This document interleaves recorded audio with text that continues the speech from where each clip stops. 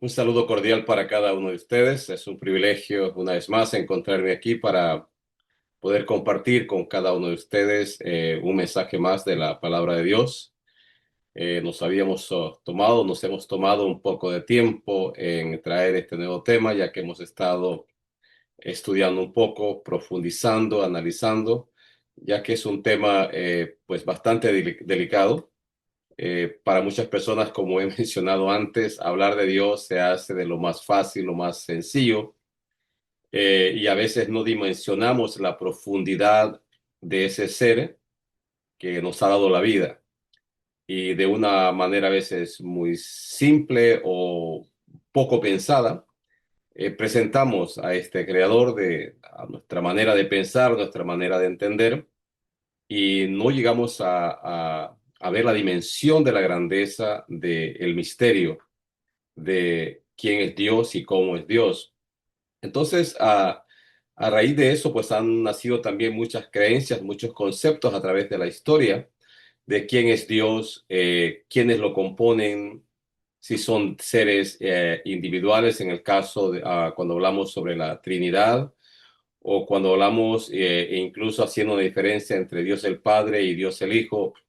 Hay una pregunta clave aquí, ¿no?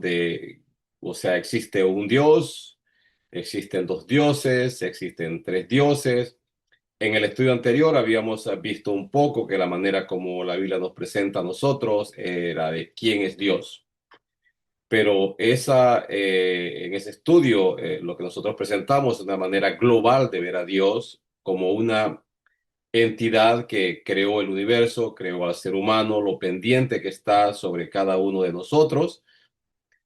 Pero ahora vamos a ver un poquito posiblemente más sobre la naturaleza en cierto sentido, no la naturaleza tal vez de Dios, sino esa composición de este Dios, que va más allá de referirnos solamente a un ente, sino que pues vamos a ampliar un poquito, ver el pensamiento adventista sobre cómo identifica a Dios ya en diferentes personalidades, sin caer o tratando de no caer en, ¿verdad? En este culto de adoración a, a múltiples dioses, no salirse del monoteísmo y quedarse dentro de esta estructura, ¿verdad? De que es un solo Dios. A la iglesia adventista no le ha sido muy fácil llegar a algunas conclusiones a través de la historia, por lo que yo he estado estudiando. Y yo no quisiera presentar en esta hora un punto de vista, ¿cómo podría expresarlo? Un punto de vista que yo los quiera sacar a ustedes de lo que ustedes creen o llevarlos a creer a lo que yo creo, proponiéndoles a ustedes una verdad absoluta sobre la definición que nosotros tenemos sobre Dios y la creación, su composición. Eh, Voy a hacerlo en dos partes. La primera parte es porque la Trinidad yo no la he explicado, no he dado un trasfondo o una breve historia de cómo llegó la posición o la aceptación de la Trinidad adventista. Eh, entonces quiero presentar aquí un poquito el trasfondo, y por eso me ha tomado un poquito de tiempo presentarla o traerla, porque pues es muy profundo, es muy amplio. Me encontré con mucho material en el camino, y eso me tuvo en reflexión, en meditación, en investigar más, profundizar más. Y entonces por eso se me ha complicado un poquito, se me ha tomado un poquito más de tiempo. Y llegar a una conclusión, que es lo que quería presentar también acá. O sea, eh, porque pues presentar la Trinidad no es cosa así sencilla de hacerla, porque al presentarla es que estamos invitando a los oyentes o a aquellos que están al pendiente de lo que aquí presento, a seguir posiblemente o a practicar o a creer lo que yo estoy enseñando. Y eso pues lo hace meditar mucho a uno de que, pues, si uno también tiene algunas cuestiones que está investigando para ampliar más el conocimiento y tener una conclusión exacta de las cosas y una aceptación clara de las cosas para uno, pues, ¿verdad? presentarse con una conciencia ante Dios, adorándole de la forma como Él quiere en base a lo que uno ha conocido o ha aceptado. No quiere a veces uno llevárselo a otra persona e infundírselo a otra persona. Entonces, por eso quiero presentar el estudio de una manera general, cómo llegó al adventismo. Allá, pues aquellos que quieran investigar pueden investigar si lo que yo voy a presentar es correcto o no correcto. No les quiero llamar ni apelar a ustedes que acepten esta verdad o lo que yo creo. No quiero exponer lo que yo pienso tampoco en mi mente o en mi corazón, lo que yo acepto y creo de toda esta enseñanza. Solo quiero traer lo que la iglesia presenta. Partiendo de ahí, pues yo tengo mi propia convicción. Otras personas tendrán su propia convicción. Algunos investigarán, algunos posiblemente tienen dudas. Para serles honesto, yo que he conversado con algunos hermanos dentro de la iglesia adventista, pues varios de ellos no creen en la Trinidad, no están convencidos de la Trinidad. Sí identifican a Dios el Padre, a Dios el Hijo, el Espíritu Santo como tres, ¿verdad? Personas que están ahí, pero no lo ven desde el punto de vista como lo presenta a veces, posiblemente incluso la iglesia adventista misma, y menos como lo presentan las iglesias afuera. Tienen su propio concepto, pero pues lastimosamente es una realidad. Nosotros no podemos a veces expresar estas dudas en nuestra iglesia, ya que pues al presentarlos nos vemos con el riesgo de que eh, yo puedo decir que cualquier persona dentro de la iglesia que no acepte la doctrina de la Trinidad, pues se ve expuesto a ser, verdad, eh, no disciplinado tal vez, sino, bueno, si no lo acepta, simple y sencillamente tiene que dejar de ser miembro en cierto sentido. Porque la doctrina de la Trinidad, pues se ha vuelto una enseñanza de que tiene que ser una de las creencias que usted tiene que aceptar para ser bautizado. Si usted no ha aceptado la doctrina de la Trinidad, pues no pasan digamos, a la parte de todo lo que es el cuestionario de lo que nosotros creemos, las creencias que nosotros tenemos. Y como expresé anteriormente, creo que uno de los problemas que están teniendo muchos hermanos o muchos hermanos tienen al no haber aceptado o no aceptar hoy en día tal vez la doctrina de la Trinidad como lo presenta la Iglesia, es por lo que mencioné anteriormente, que tristemente, pues lo que se da como la fe de Jesús o enseñanza al principio de la Iglesia es muy limitado.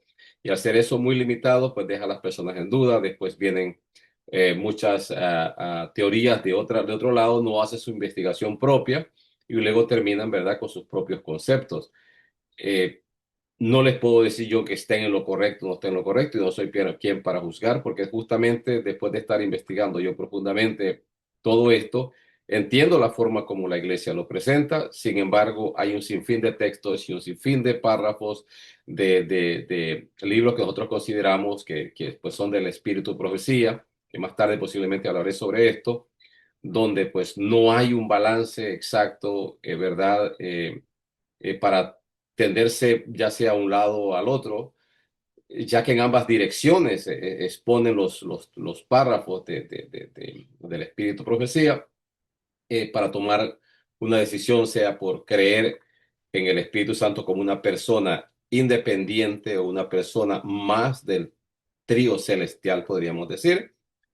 Eh, eh, y entonces, pues, al encontrarnos con nosotros con todo ese sinfín de párrafos también, entonces vamos a posiblemente entender por qué al principio nuestros pioneros también tuvieron posiblemente esas pequeñas dificultades. Así que yo voy a hacer mi presentación lo más humilde que pueda, ¿verdad? Y voy a tratar de aportar lo que yo pueda, encontré o investigué. Yo les invito a ustedes que sigan investigando, profundicen, ya que si bien para algunos esto no tiene mucha importancia, lo que es la adoración o creer o no creer en una Trinidad, pues yo les diría que sí tiene mucho valor, tiene mucha importancia. Estamos adorando a Dios y entonces esta adoración tenemos que hacerla de una forma correcta, ¿verdad? De la manera correcta hacia ese ser o hacia esa entidad de la manera correcta. Así que vamos a hacer la presentación y yo voy a compartir pantalla acá con ustedes.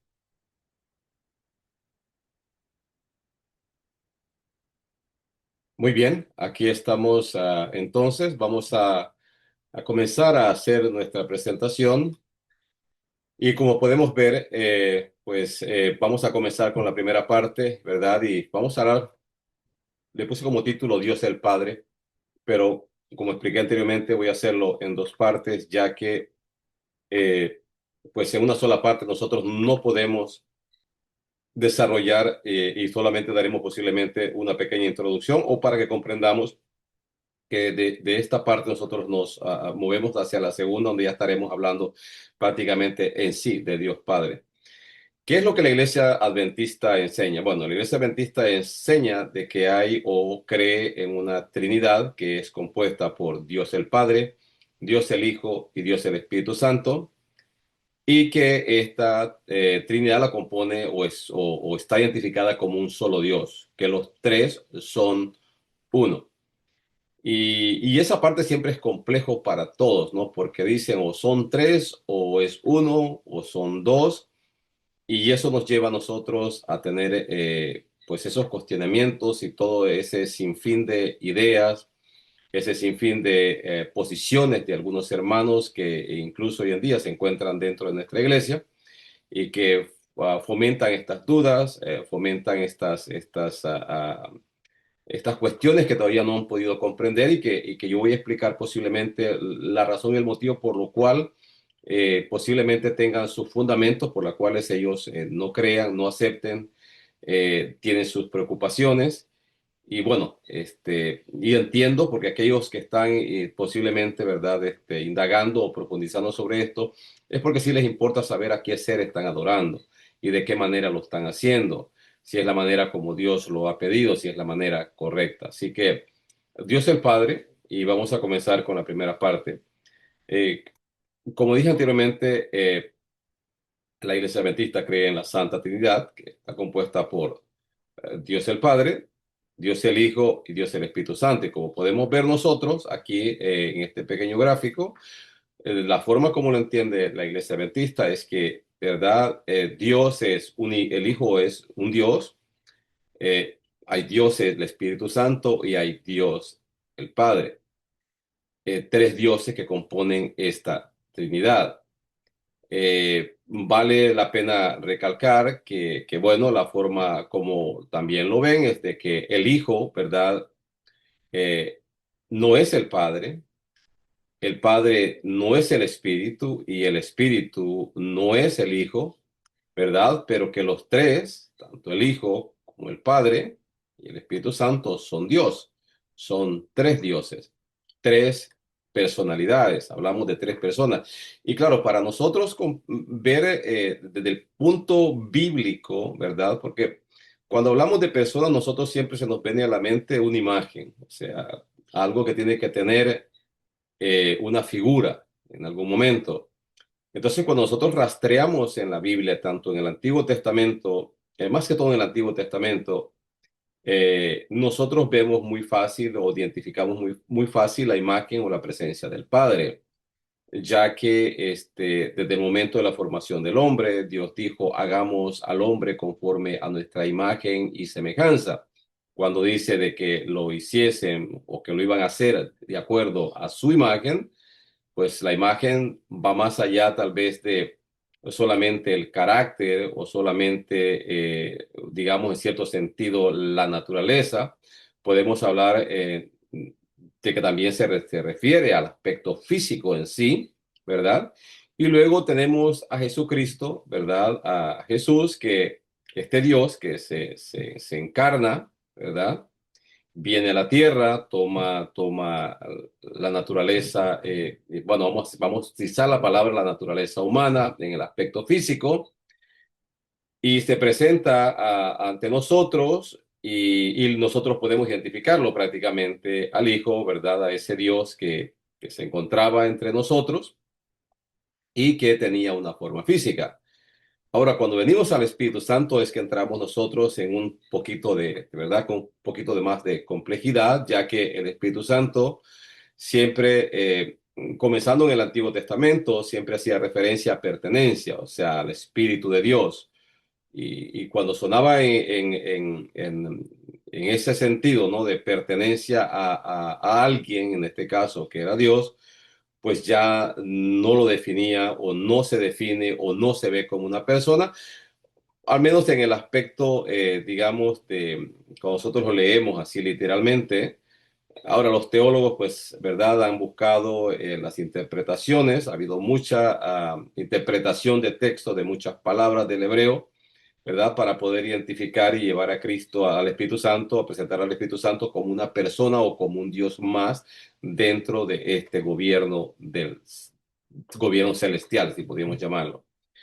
Eh, en el Nuevo Testamento, si nosotros vemos definiciones un poquito más acercadas a ser presentado como una persona, y por supuesto traducciones del griego, porque la mayoría del Nuevo Testamento, si no es que todo fue traducido, fue escrito en griego, pues entonces a nosotros encontramos expresiones ya más que lo llevan en una dirección a ser, ¿verdad? Una persona independiente de Dios, una persona independiente del Hijo o un ser más dentro del trino celestial.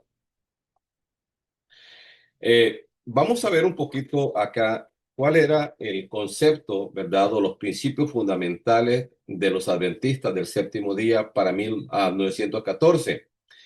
Es interesante que mencionar aquí y hacerlo saber, yo creo que esto casi todos lo sabemos, que la gran mayoría de los fundadores de la iglesia adventista eh, no creían en el Espíritu Santo como una persona, ellos nunca lo identificaban como una persona. Algunos dicen que, bueno, era porque ellos venían ya de algunas religiones, como es el caso de Jaime White, que venía, ¿verdad?, de una religión donde sí no creían en el Espíritu Santo como una persona. Y quiero dejar claro, no es que ellos no creían en el Espíritu Santo. Ellos han creído en el Espíritu Santo, sin embargo, lo veían, ¿verdad? Siempre como la manifestación, ya sea del Padre o la manifestación del Hijo, una manera de comunicarse o utilizar, ¿verdad? Al Espíritu Santo como el agente, ¿verdad? En representación de ellos o ser ellos mismos, ¿verdad? De una forma comunicándose o dirigiendo al hombre o dirigiendo o los asuntos de Dios aquí en la tierra. Pero de ahí muchos otros de los fundadores de la iglesia, de los pioneros de la iglesia adventista, pues eran trinitarios, venían de iglesias trinitarias. Incluso Elena G. de White, que es considerada profetisa dentro de la iglesia adventista, que nos ha dejado un sinfín de escritos. Ella venía de la iglesia metodista y bueno, la iglesia metodista, pues sí, pues era trinitaria. También los otros, ¿verdad? Podemos hablar de muchos otros fundadores de nuestra iglesia que venían de iglesias trinitarias. Sin embargo, para 1914, hasta cuando, bueno, hemos dicho, cuando llegamos a 1914, que justamente es la fecha antes de que, ¿verdad?, Elena G. de White pase al descanso. Esta era la posición de la iglesia hasta ese entonces, porque Elena G. White murió en 1915, pero la posición de la iglesia hasta esa fecha, teniendo al Espíritu García como guía dentro de la iglesia, ellos no se habían definido, ¿verdad?, en presentar al Espíritu Santo como una persona. Decía en esta posición de ellos sobre la doctrina sobre Dios, ¿verdad? Ellos tenían este pensar o esta manera de ver, ¿verdad? De ver el gobierno de Dios. Y dice que hay un Dios, ¿verdad? Hay un Dios personal, y esta palabra es importante porque vean cómo ellos lo presentan, personal, espiritual, creador de todas las cosas, omnipotente, omnisciente y eterno, infinito en sabiduría, santidad, justicia, bondad, verdad y misericordia, inmutable y presente en todas partes por su representante, el Espíritu Santo. Ellos veían aquí al Espíritu Santo como un representante basados en Salmo 139:7. Y estas enseñanzas eran muy parecidas a las que tenían incluso para 1872. O sea, la última que ellos dejaron, ¿verdad? O que hablo de 1914. Antes habían otras presentaciones. Por ejemplo, esta nota que estaba de 1872, ¿verdad? De esta declaración de creencia fue escrita mayormente por Jaime White en un folleto de 14 páginas titulado Declaración de los Principios Fundamentales de los Adventistas del Séptimo Día, y apareció por primera vez en The Signs of the Time, Issues en 1874, The Living Witness, 1959, Pacific Crest, Publishing Association. Este es párrafo 1.2. A partir de ahí se incorporó, ¿verdad?, en los anuarios de 1889 hasta 1914. O sea, esto fue lo que anualmente ellos presentaban con respecto a Dios durante, ¿verdad?, todo este periodo de tiempo, desde 1889 hasta 1914. Pero entre los años de 1915 a 1930 no había no hubo, ¿verdad?, ninguna declaración de creencias que aparecieran en nuestros anuarios. ¿Qué pasó en esos años? Bueno, aquí lo que vemos nosotros es que cuando Jaime White publica esto en 1872, partiendo de ahí o al poco tiempo después de ahí, anualmente ellos hacían una presentación, ¿verdad?, sobre las creencias, lo que la iglesia creía o aquel grupo que venía formando la iglesia poco a poco creía, y una de las posiciones que tenían sobre Dios era esto, cuando hablaban de Dios, que Dios, ¿verdad?, era un Dios personal, o sea, un ser independiente. No presentaban a Dios de una manera compuesta por tres personas, sino como un ser independiente y que, ¿verdad? Él manejaba las cosas y presentaba las cosas dentro de la tierra, o manejaba las situaciones dentro de la tierra por su representante, el Espíritu Santo. En, vamos aquí a ver un poquitito más o menos qué es lo que pudo haber ocurrido a partir de los años 1914 en adelante, esos 15 años que prácticamente que desapareció en nuestro anuario la presentación sobre la posición adventista sobre diferentes creencias y en particular esta creencia sobre, ¿verdad?, la naturaleza, digamos, vamos a decir la naturaleza de Dios o la composición de Dios.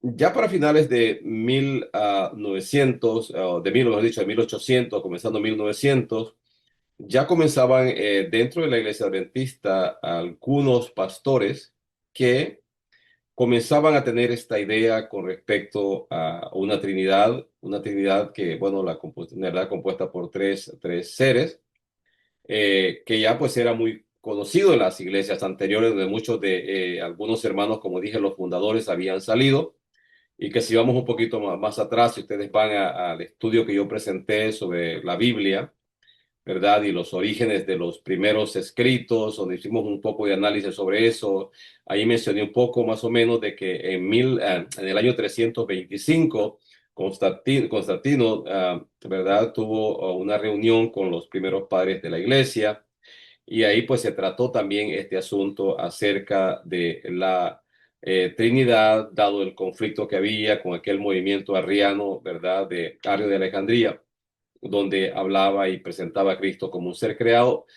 Se trató ese caso, pero también ahí se fundaron las bases también para creer sobre la Trinidad. Y si no me equivoco, casi como a finales de verdad del año 300, del año, si no me equivoco, en el año 380 y algo, bueno, se define la Trinidad dentro de los primeros, o mejor dicho, de la iglesia en ese entonces, compuesta por diferentes representantes que venían de diferentes países, que vinieron a esas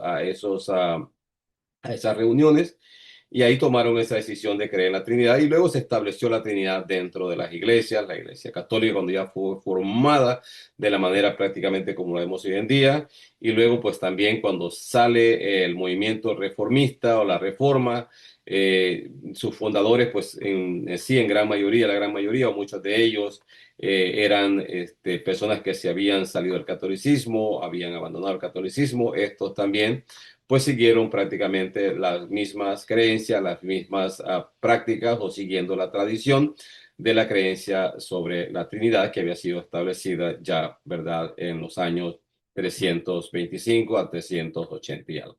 Entonces, ¿qué sucede? Que en el año 1900, a finales de 1800, 1900, comienzan a haber algunos teólogos dentro de la iglesia adventista que también pues ya tenían, ¿verdad?, que veían de que no había una definición dentro de la iglesia con respecto a la Trinidad, Y ahí hay varios pastores y en ese año también nace un personaje muy interesante porque este personaje dentro del adventismo tiene mucho que ver con, digamos, en que la iglesia en cierto sentido defina lo que es verdad o defina o acepte lo que es la posición sobre la Trinidad. Su nombre es Leroy Edwin Fromm. Fue un influyente teólogo, teólogo, historiador, editor y escritor adventista del siglo XX, conocido por su extensa obra sobre profecía bíblica, historia de la interpretación profética y desarrollo doctrinal dentro del adventismo. Nació el 16 de octubre de 1890 en Ohio, Estados Unidos, y falleció el 20 de febrero de 1974 en Washington, D.C. Durante más de 50 años de ministerio, Fromm trabajó como pastor, evangelista, editor denominacional, investigador histórico, autor de numerosas obras teológicas.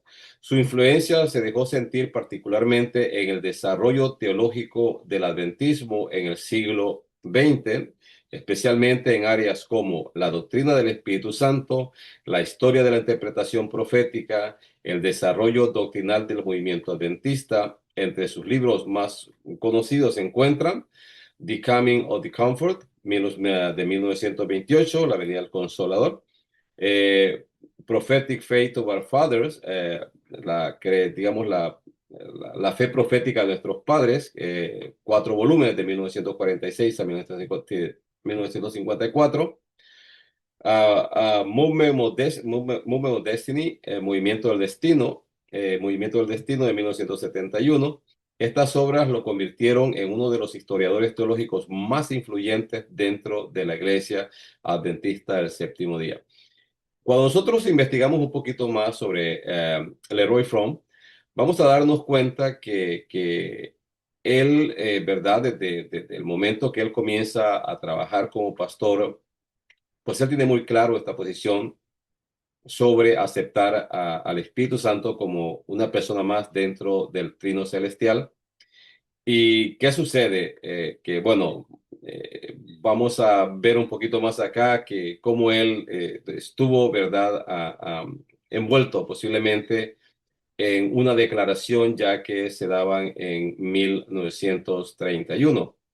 En el anuario de 1931 hablamos de que de 1914, ¿verdad? Como mencionamos anteriormente, desapareció esa visión o esa presentación acerca de cómo estaba compuesto Dios o digamos, el gobierno de Dios. Y en el anuario de 1931 volvió a aparecer, 15 años después de ausencia, vuelve a aparecer una posición. Y que aquí decía que la deidad o Trinidad, aquí se menciona ya la palabra Trinidad, consiste en el Padre Eterno, un ser personal. Vuelve a recalcar esta parte, ¿no? Un ser personal, espiritual, omnipotente, omnipresente, omnisciente, infinito en sabiduría y amor. El Señor Jesucristo, el Hijo del Padre Eterno, por quien fueron creadas todas las cosas y por quien la salvación de las huestes redimidos, las huestes redimidos, será consumada. El Espíritu Santo, la tercera persona de la divinidad, el gran poder regenerador en la obra de la redención.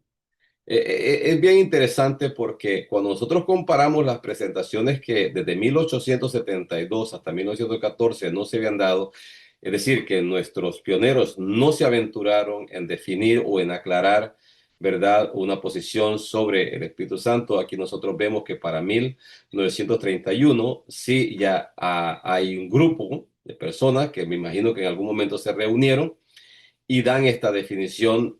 No tenemos nosotros ningún patrón histórico, no hay nada histórico, porque yo estuve tratando de encontrar donde en alguna reunión, porque la Iglesia Adventista cada 5 años tiene una reunión para elegir nuevos presidentes, votar nuevas creencias, nuevos planes dentro de la iglesia, proyectos dentro de la iglesia, son traídos ahí, ahí son votados.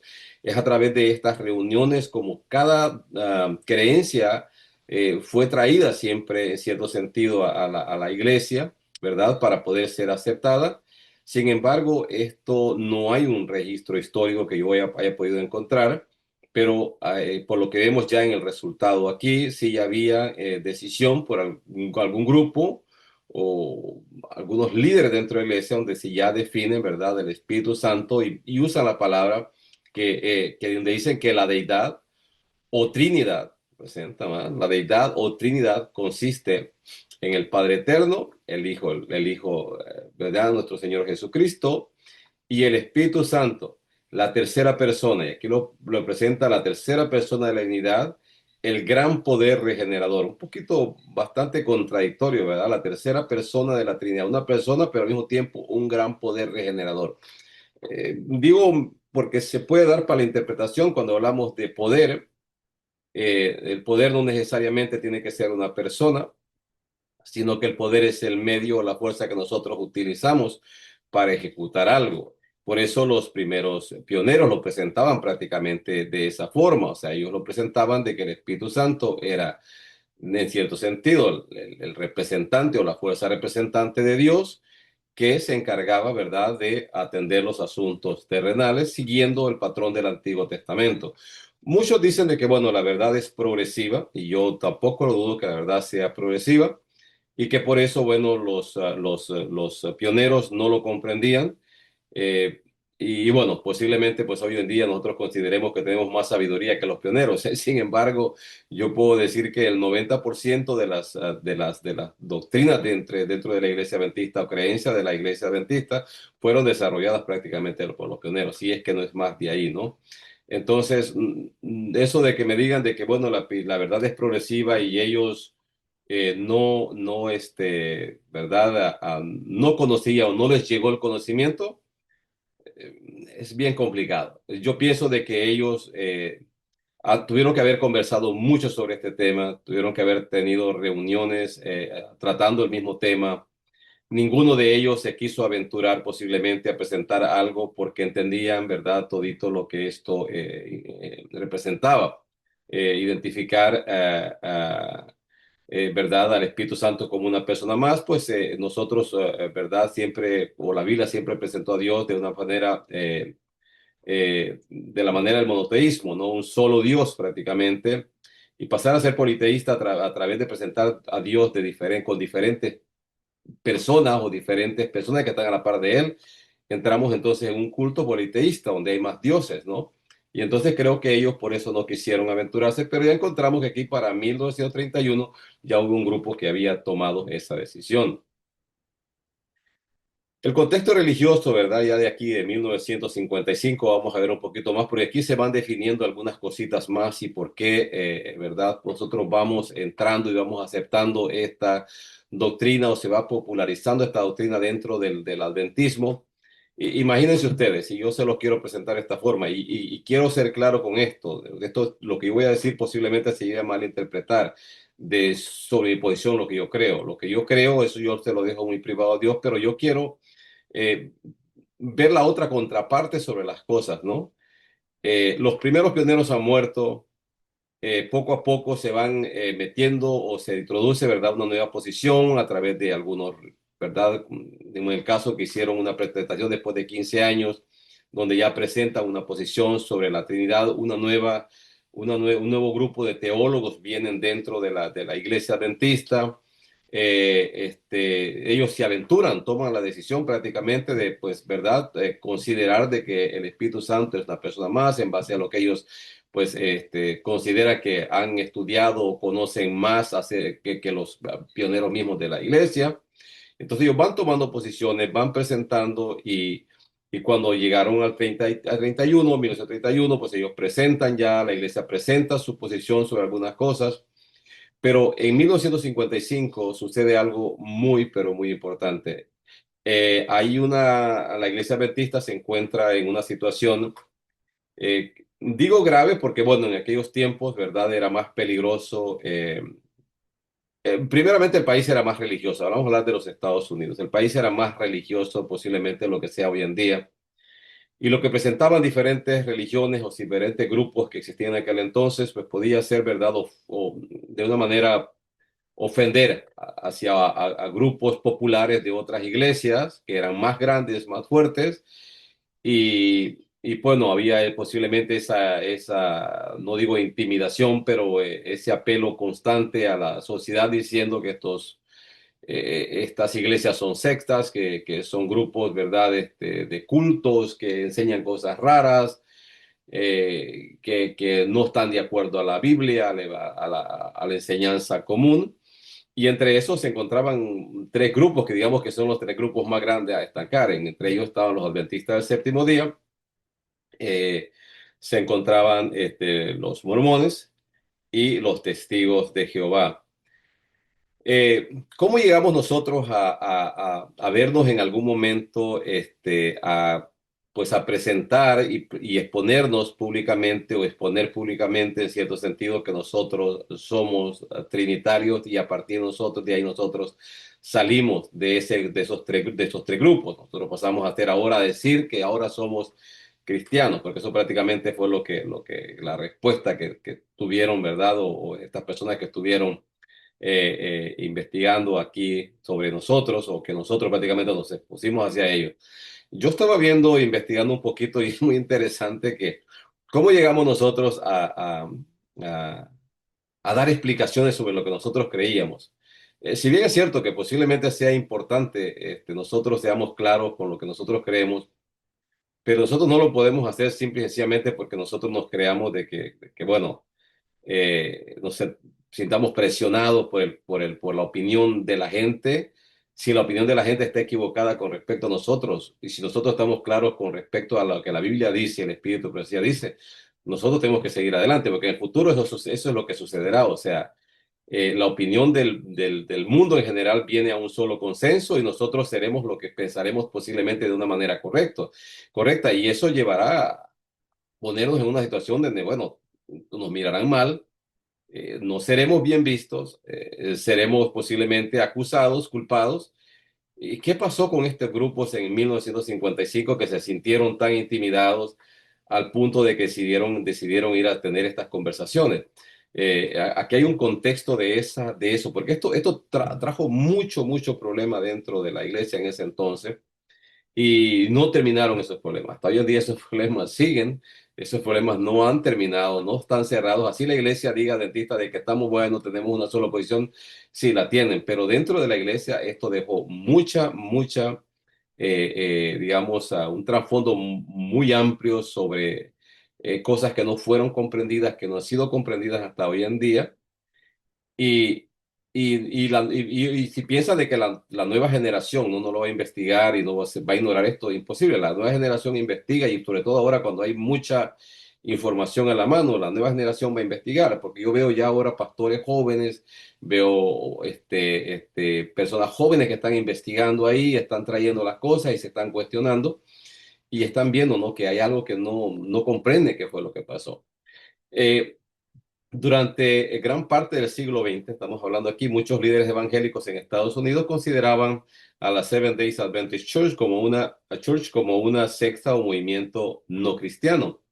Esta percepción se debía principalmente a varias doctrinas distintivas del adventismo, como el sábado como día de reposo, la doctrina del santuario celestial, la austeridad profética de Ellen G. de White, diferencias en la comprensión de la naturaleza de Cristo, la expiación, ¿verdad? Aquí no menciona la Trinidad, yo voy a explicar un poquito después. En la década de 1950, el conocido apologista evangélico Walter Martin comenzó una investigación sobre diversos grupos religiosos considerados sectas. En su estudio decidió investigar también al adventismo. Para hacerlo, Martin buscó hablar directamente con los líderes adventistas en lugar de basarse únicamente en fuentes externas. Esto que está aquí que dice de que, bueno, que Walter trató de venir a investigar con los adventistas, esto está un poquito en duda, ya que hay otra, ¿verdad? Hay otra posición por ahí de que justamente alguien más que trabajó con Walter Martin o que tuvo conversaciones con representantes adventistas, había escrito algo sobre la justificación por la fe, había hecho su presentación en una revista que si no me equivoco, por aquí la vamos a encontrar un poquito más adelante. Él había hecho una presentación ahí sobre la justificación por la fe y alguien del adventismo lo contactó o le envió una carta felicitándole por lo que había escrito. Cuando esta persona recibió esa carta, entonces, ¿verdad? Que es el que acompaña a Walter Martin, contactó el adventismo porque vieron que los adventistas, pues, ¿verdad? Se estaban queriendo comunicar con ellos o se comunicaron a un pastor que envió una carta y entonces dijo, bueno, ya que hicimos contactos, hicieron contacto con nosotros, pues acerquémonos a ellos. Y por eso es que dicen que después Walter Martin quiere llegar aquí, pero en realidad los que comenzaron el acercamiento a querer hacer, o mejor dicho, tener comunicación con ellos, fueron pastores o representantes adventistas. Eh, y el primer contacto de 1955, en 1955 Martin solicitó entrevistas con representantes oficiales adventistas para entender mejor sus creencias. La iglesia designó a dos de sus principales teólogos y representantes ministeriales. Vean lo que dicen, a dos de sus principales teólogos, o sea, los más fuertes que tenían. Enviaron a Leroy Edwin Fromm, el que mencionamos anteriormente, Roy Alan Anderson. Más adelante también participó el teólogo adventista W. E. Reed. Las reuniones se llevaron a cabo principalmente en Washington, D.C., donde se discutieron las doctrinas adventistas de manera detallada. Las discusiones doctrinales. Durante varios meses se celebraron numerosas reuniones privadas entre los representantes adventistas y líderes evangélicos, especialmente Walter Martin, Donald Gray Brenthouse. Este fue el que mencioné anteriormente, que hizo esa presentación, o que era editor de la revista Trinity, que hizo, ¿verdad?, esa exposición sobre la justificación por la fe, a la cual este pastor adventista le envió una carta felicitándolo, y a partir de ahí se nace este contacto. Y los temas principales que se discutieron fueron la naturaleza de Cristo. Se aclaró que la iglesia adventista enseñaba la plena divinidad de Cristo, la Trinidad. Aquí aparece ya que sí, también ahí se estudió la Trinidad. Los representantes adventistas afirmaron que la iglesia sostenía una doctrina trinitaria.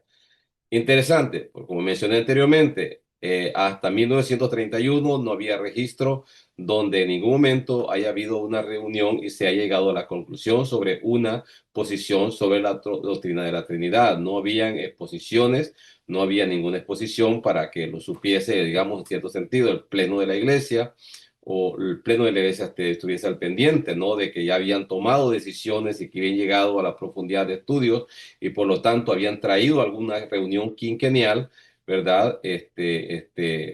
Presentar, ¿no?, esta nueva doctrina dentro de los adventistas. Sin embargo, ellos lo dieron aquí por sentado, que la iglesia pues sostenía una doctrina trinitaria.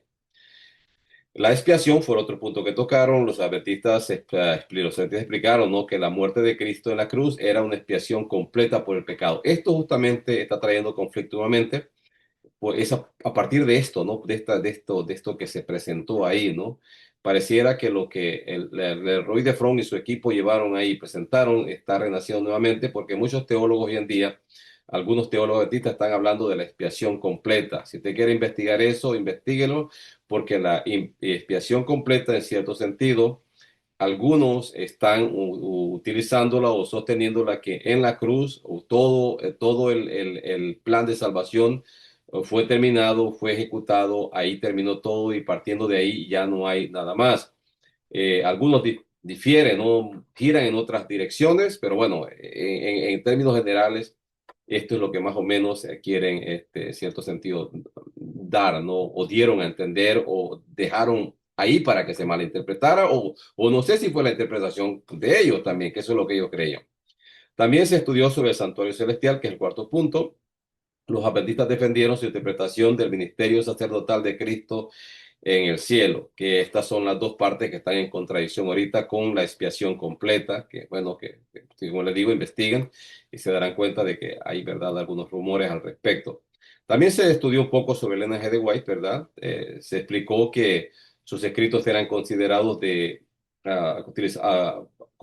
una autoridad profética subordinada a la Biblia, no una fuente igual a la escritura. Eso siempre nosotros lo hemos enseñado. Los escritores de White son mayores que la Biblia. La Biblia es la que tiene la última palabra. El Elena G. de White, si todas sus interpretaciones te acoplan a lo que la Biblia enseña, y pues si no se hubiese acoplado a lo que la Biblia enseña, pues entonces no sería dentro del adventismo hoy en día una persona, ¿verdad?, con la autoridad que la iglesia le reconoce. La reacción inicial del mundo evangélico. Después de estas reuniones, Donald Bernhaus, ¿verdad?, escribió en 1956 un artículo en la revista Eternity afirmando que tras examinar las doctrinas, porque los adventistas presentaron, ¿no?, todo lo que ellos creían, ¿no?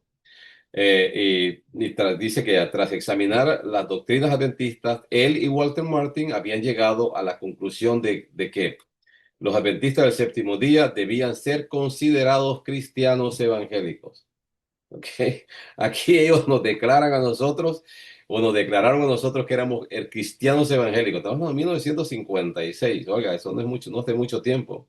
Eso no hace mucho tiempo. Eh, o sea que ese el concepto que tenía, como mencioné anteriormente, era de que nosotros no éramos cristianos por el simple hecho de que no creíamos en la Trinidad, porque creíamos en el sábado, porque creíamos en el linaje de White, porque teníamos o tenemos nuestra posición sobre la naturaleza de Cristo, ¿verdad? Porque creemos en el santuario, que todavía seguimos creyendo, ¿verdad? Y dicen ellos que aunque algunas doctrinas, ¿verdad? Aunque con algunas doctrinas distintivas. Es decir, los vamos a centrar en que sí son cristianos, pero aunque tienen algunas doctrinas distintivas que solamente ellos las tienen, ¿no? Pero bueno, bienvenidos al club. Son evangélicos, son cristianos, ¿verdad? En la publicación de Questions and Doctrines, ¿verdad? Eh, Perdón, voy a tratar de regresar. Vamos a ver qué tal.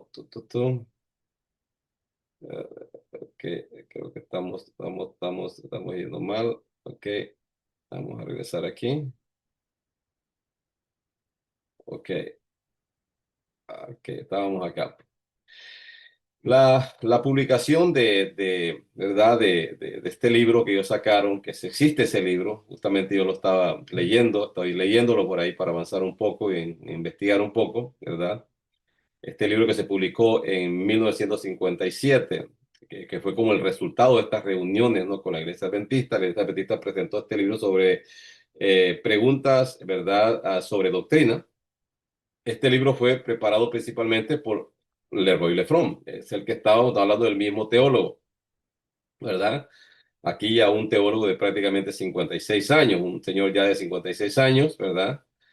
Roy Alan Anderson, ¿verdad? Los que habían estado en las reuniones. Y Reed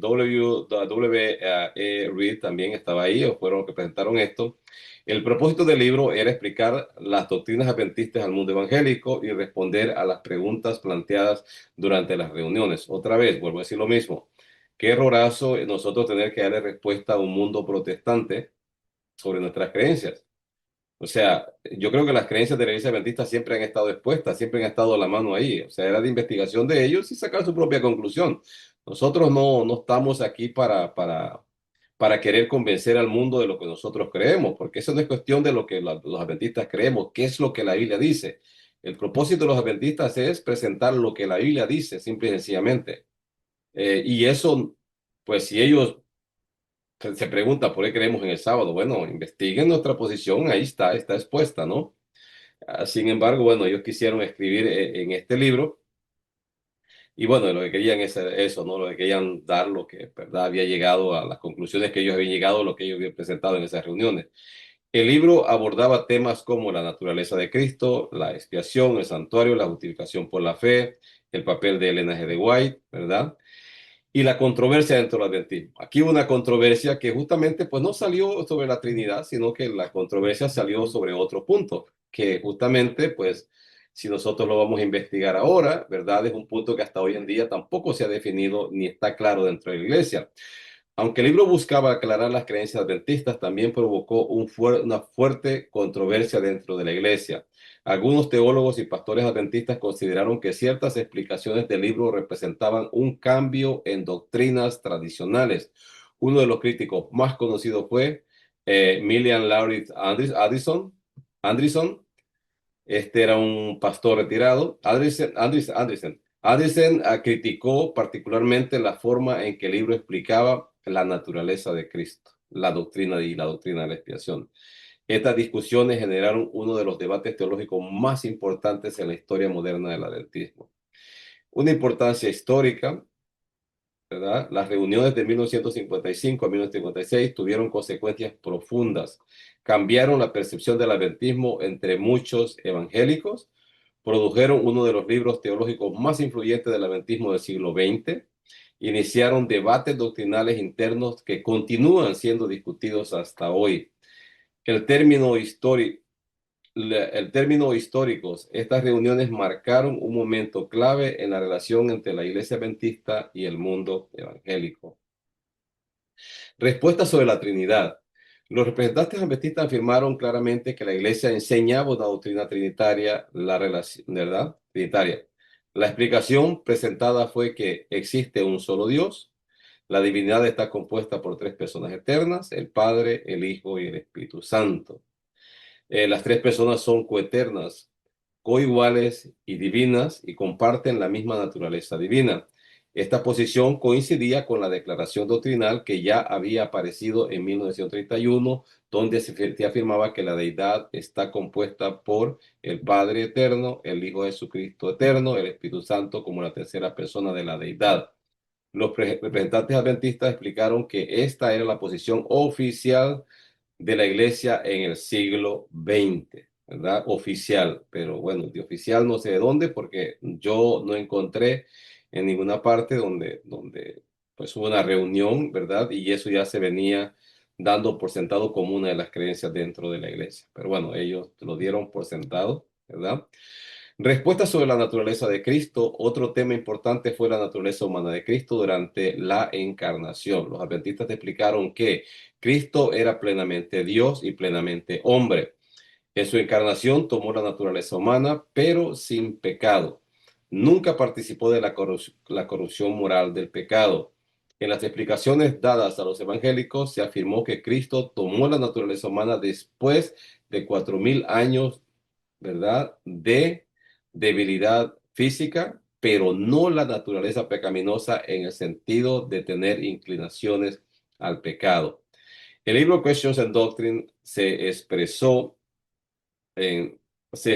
la idea de que Cristo tomó una naturaleza humana verdadera, pero sin la pecaminosidad interior del hombre caído. Y bueno, eso es otro tema que, como dije, sigue trayendo mucha tela que cortar dentro del adventismo.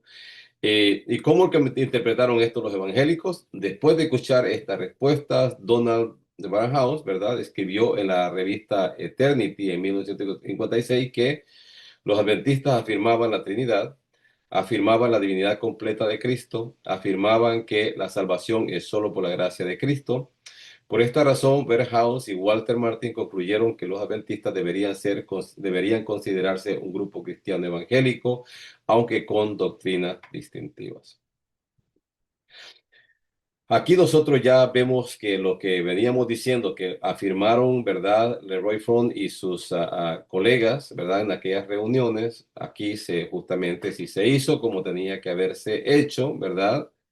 Pero bueno, son cosas que quedan a uno para interrogarse y preguntarse, ¿no? Porque eh, pues no comprendemos qué fue lo que pasó, porque aquí en 1980, ¿verdad? Vemos nosotros la definición de las creencias fundamentales, más la iglesia decide acá, en este congreso, ¿verdad? El número 53, en este congreso se tomó una decisión trascendental, ¿verdad? 1925 delegados se reunieron en Dallas, Texas, del 16 al 26 de abril, y entre los votos tomados fue la aprobación de la Declaración de las 27 Creencias Fundamentales, ¿verdad?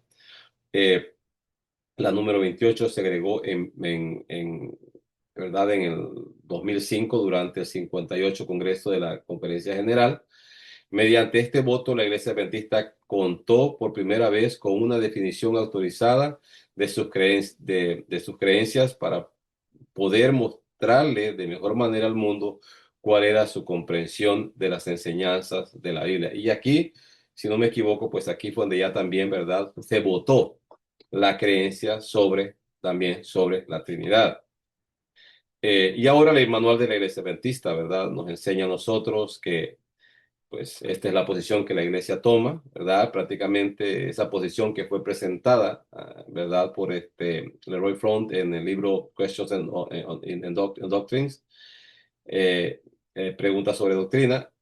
Esta es la misma prácticamente, es lo mismo que él había escrito. Nosotros podemos ver que prácticamente lo mismo que ellos presentaron ahí, ¿verdad? Es lo que ellos, lo que aquí y ahora, ¿verdad? En el manual de iglesia nosotros encontramos como nosotros creemos sobre la Trinidad, ¿no? De que hay un solo Dios, Padre, Hijo y Espíritu Santo, una unidad de tres personas, ya no son dioses, ya no es un Dios personal, ¿verdad? Coeternas, Dios es inmortal, todopoderoso, omnisapiente, superior a todos y omnipresente. Es infinito y escapa a la comprensión humana, aunque se lo puede conocer por medio de su revelación. Dios, que es amor, es digno para siempre de reverencia, adoración y servicio por parte de toda la creación. Tenemos todo, ¿verdad? Todo un sinfín de textos bíblicos. Entonces, en resumen, ¿verdad? Quedan muchas preguntas en el aire. Si bien, pues, la iglesia, y si investigamos cada uno ¿verdad? De las tres personas que componen la Trinidad, eh, ya no es un Dios personal individualmente, sino que es un Dios personal compuesto por tres personas. En ese sentido, lo voy a tratar tal vez de entender. Eh, que, ¿verdad? Está al pendiente de todo. No sé cómo no es politeísmo, pero bueno, es como está presentado, es como está reconocido. Para evitar el politeísmo, pues se encierra dentro de, ¿verdad? De que son coeternas, infinitos, no tienen principio, no tienen fin. Y entonces quedan siempre las preguntas, ¿no? ¿Qué pasó con nuestros pioneros? ¿Qué fue lo que les impidió a ellos? Lo que se les hizo tan fácil a los futuros teólogos en los siguientes años, se les hizo tan sencillo poder tomar una decisión. ¿Qué pasó a los pioneros bueno, defendieron a capa y espada otras doctrinas? Por ejemplo, la doctrina del santuario, las interpretaciones de los 2300 días, ¿verdad? La expiación, ¿verdad? Todas esas doctrinas, ¿no? Que son, digo, más profundas, más amplias. Ellos tuvieron todita el consenso, ¿no? Para poder llegar a una conclusión y tomar esas doctrinas o esas creencias, ¿verdad? Como enseñanzas dentro de la iglesia. Y no pudieron llegar a esta conclusión, ¿verdad? Que se define más que todo ya en 1980, sobre la presentación a Dios como un Dios trino, ¿no? Como la Trinidad. Y yo comprendo de que hay muchos párrafos de Elena G. de White, más Leroy Fromm presentó párrafos de Elena G. de White. Hay un libro que salió que es el Evangelismo, el libro del Evangelismo, que el libro del Evangelismo no es un libro escrito por Elena G. de White, es una compilación de textos, ¿verdad? Donde justamente algunos teólogos por ahí que no están de acuerdo con esta decisión sobre la Trinidad, ellos dicen, bueno, este libro fue creado para manipular o para guiar en esa creencia, ¿no? De presentar al Espíritu Santo como una persona, ya que, bueno, él recurrió a los párrafos que eran, pues, ¿verdad? Que ayudaban, ¿no? A apoyar esta posición. Sin embargo, había un sinfín de otros párrafos que estaban por ahí, ¿verdad? Que pues no digo que contradicen, pero que nos ponen o nos dan otra perspectiva de quién es Dios y cómo se compone Dios, ¿no? Entonces, no había un balance claro dentro de los escritos de Elena White para ir en una dirección o en otra. O sea, yo lo puedo tomar esos párrafos en una dirección o en la otra, o agarro un grupo para ir en una dirección o agarro otros para ir en otra dirección, porque es así como están. Y creo que también los pioneros o ¿verdad? Aquellos miembros que estuvieron ahí, que vivieron con los escritos de Elena White, no quisieron tomar ninguna decisión porque conocían el resto de sus escritos. Lo interesante es que dice, Leroy Fromm tiene un libro, ¿no? Ahí sobre la venida del Consolador, si no me equivoco, sobre ese libro, o en ese libro es que él dice que él, para poder llegar a una conclusión, ¿no? Sobre el Espíritu Santo y definirlo como una persona, tristemente no encontró dentro del adventismo material suficiente, ignorando eh, un sinfín de párrafos en el Espíritu de Profecía con respecto a esto, sino que él dice que tuvo que ir al mundo protestante, tuvo que ir a las otras iglesias. es bien complejo y eso, bueno, me parece que hubo mucha disconformidad dentro de muchas personas al escuchar eso, ¿no? De que, o sea, ¿cómo tú puedes garantizarnos que lo que fuiste a buscar afuera, lo que trajiste de afuera, es correcto cuando nosotros teníamos también mucha información aquí dentro y si no habíamos tomado ninguna decisión es porque, bueno, o sea, no estábamos claros con eso, no consideramos que el Espíritu Santo, como se dice, Dios, ¿verdad? Estaba interesado que esa luz o sea, esta enseñanza se diesen dentro de nuestro pueblo todavía, ¿no? Pero bueno, esa es la realidad que nosotros tenemos hoy en día, eso es lo que hay hoy en día. Usted quiere ser adventista del séptimo día, tiene que aceptar la Trinidad, tiene que ser, ¿verdad?, creedor de la Trinidad. Muchos, pues posiblemente no estudiaron mucho, están dentro de la iglesia, bautizados y todo, y bueno, hoy en día tienen muchas cuestiones al respecto, sin embargo, pues no las pueden aclarar, no las pueden decir, ya que esto conlleva, ¿verdad?, a que serán vistos, y esa es una realidad, no vamos a escapar, es una triste realidad dentro, no solamente de la Adventista, todas las iglesias. Si usted no cree o no apoya una de las creencias que esa iglesia tiene, pues ya usted, ¿verdad? Es visto como una persona ¿verdad? O sea, es un disidente, ¿no? En cierto sentido. Y eso lo aparta de muchas cosas. Y muchos tienen miedo a veces a exponer algunas dudas o a investigar mismo, ¿no? Para poder llegar a una conclusión, porque tienen miedo a buscar. Y a veces se encierran ellos mismos y se quedan ahí, ¿no? Con esas grandes preguntas y en esas dudas. Y en mi caso es todo lo contrario, yo investigo y posiblemente, bueno, con esto que estoy exponiendo hoy en día, traiga muchas preguntas sobre algunas personas sobre lo que yo creo. Y yo se lo voy a decir, lo que creo es muy personal, es muy mío. Posiblemente mi tono suene de que, bueno, estoy o no estoy de acuerdo. Sin embargo, yo estoy siempre en investigación. Yo tengo que presentar mi conciencia ante Dios, ¿verdad? Basado en lo que yo entiendo. Así fue siempre y eso yo no lo voy a cambiar. Entiendo de que la palabra de Dios tiene mucho material, tiene mucho, y desde ahí donde yo tengo que buscar la información y ampliar la información, buscar en la historia también. Hay mucho que investigar sobre esto, ¿verdad? Y en ese proceso voy no solamente con una creencia, sino sobre muchas creencias, sobre muchas prácticas, porque yo tengo que presentarme un día ante Dios y yo espero presentarme habiendo seguido el culto y la adoración correcta como Él la demandó. Así que por aquellos que quieran sacar una opinión personal mía, se van a equivocar porque yo no he dicho aquí ni estoy diciendo que estoy ni en favor ni en contra, ¿verdad? Solo quiero presentarlo de cómo llegó a la iglesia adventista y posiblemente pues aquellos hermanos que tengan dudas o que tengan el deseo de investigar o que quieren saber un poquito más, pues bueno, ahora hay mucho material a la mano, lo pueden hacer y pueden ampliar sus conocimientos. Así que yo espero de que este estudio haya sido verdad, de bendición para ustedes. Eh, que este estudio pueda llevarlos a ustedes pues a,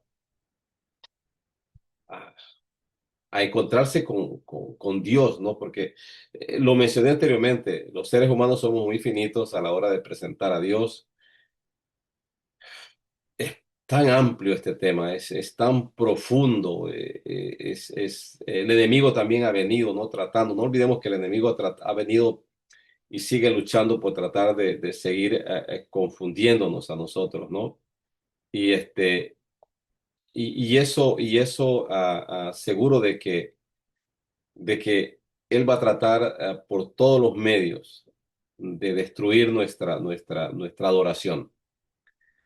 Eh, Trata de enredarlo, él es experto en esto, ¿verdad? Él va a utilizar todos los medios, todas las personas que pueda poner a su disposición para tratar de confundirnos.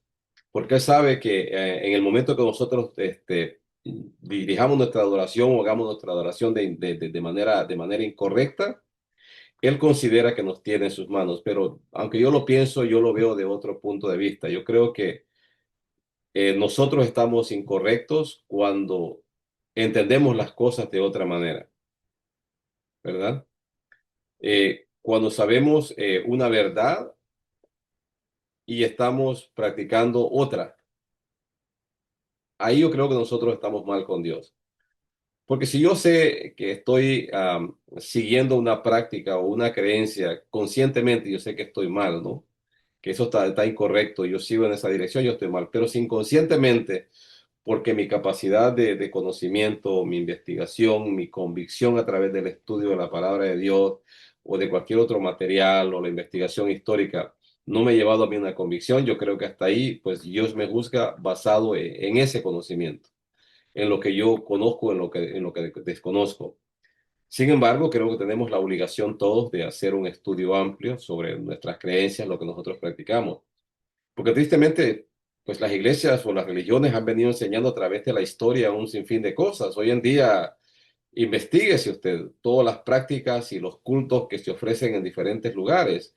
Más tarde nosotros ampliaremos posiblemente o trataré de presentar yo acá algunos temas en particular, ¿no? Sobre algunos cultos y ustedes se darán cuenta y se preguntarán, bueno, cualquiera que entra y le presenta un texto bíblico, bueno, dicen, eso está bien y es correcto, ahí le lo dice. Sin embargo, pues la mayoría de las iglesias, o gran parte de las iglesias, tienden a sacar fuera de contextos muchos textos para poder basar sus doctrinas, sus prácticas, sus creencias. Y si nosotros no tenemos la habilidad de profundizar, de pedir la dirección de Dios, nosotros caemos en prácticas incorrectas. Ya lo mencioné, yo sé de dónde vengo, yo sé lo que yo estuve practicando, lo que yo creía de niño y justamente fue darme y buscar en la Biblia que, ¿verdad? Donde yo pude darme cuenta, donde yo pude encontrar de que estaba yendo en una dirección completamente en contra de lo que Dios requería su palabra, ya que lo que tiene que guiar prácticamente la vida del cristiano es lo que Dios ha dejado escrito, ¿verdad? En las Sagradas Escrituras y no la tradición, no lo que el hombre ha creado. Pero tristemente hoy en día hay muchas prácticas que son más que todo basadas en lo que el hombre les ha dicho que se haga o en las interpretaciones de un hombre. Y por eso yo les invito, que es tan importante investigar, tan importante buscar en la palabra de Dios, ¿verdad? La respuesta. Y sí, a veces nosotros vamos a necesitar ayuda posiblemente de algunas personas. Sin embargo, incluso eso que nos enseña una persona, tenemos que nosotros, ¿verdad? Tomarlo entre comillas, ¿no? Sí, lo podemos aprobar, pero siempre hay que seguir investigando, siempre hay que pedir la dirección de Dios para que Él pueda, ¿verdad?, iluminarnos y nos pueda hacer, ¿verdad?, entender de la manera correcta lo que Él ha expresado en su palabra. Así que bendiciones para cada uno de ustedes.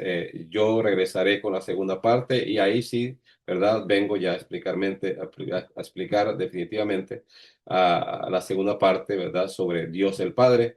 Y veremos cómo en la Biblia sí la creencia, ¿verdad? Sobre Dios el Padre dentro de la Adventista es tan amplia con respecto a tantos textos bíblicos que son presentados y trataremos de presentar, ¿verdad? Una buena porción de ellos y daremos nuestro punto de vista al respecto sobre ese tema. Así que el Señor les bendiga. Gracias por haberse tomado el tiempo de escuchar a sus servidores en esta pequeña presentación. Eh, un abrazo para todos y recuerden, sigamos firmes, firmes en la fe. Que Dios les bendiga.